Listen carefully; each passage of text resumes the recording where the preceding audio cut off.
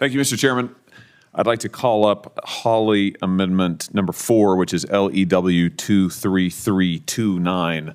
You know, I welcome the discussion about ethics reform. What I notice is that this body has a habit of prescribing rules and standards for other people and then not looking to its own problems, whether it's Obamacare or initially it was you all follow these rules, something different for us, or whether it's what's happening right now, where, for instance, in the last Congress, 1 in 7 members of the House and the Senate, 1 in 7, that's a big number, violated current laws on the books, the Stock Act, by failing to report their stock trades properly. 97 members of Congress, House and Senate, or their spouses or dependents, traded on companies that were directly affected by the committees they sit on.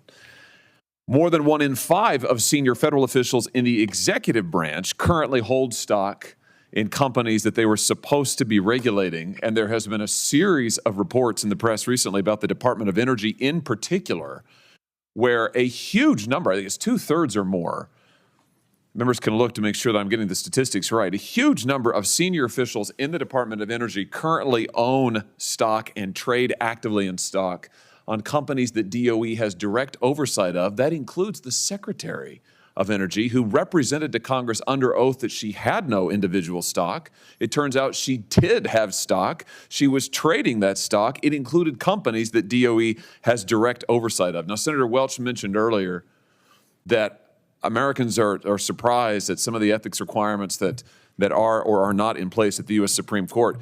This is one when I talk to people at home about members of this body owning and trading an individual stock, or members of the executive branch owning and trading in stock of companies that they're supposed to be overseeing, people are shocked that it's even legal.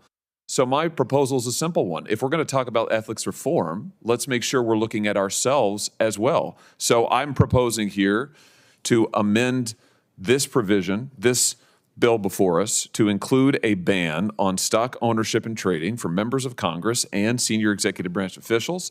It's a bipartisan bill. Senator Gillibrand and I have introduced it as a standalone bill. I've converted it here to an amendment, and it would impose across-the-board ethics reform and make this uniform in the sense that we would be addressing ethical lapses that are real and pressing in our own body, in our own House, as well as the executive branch.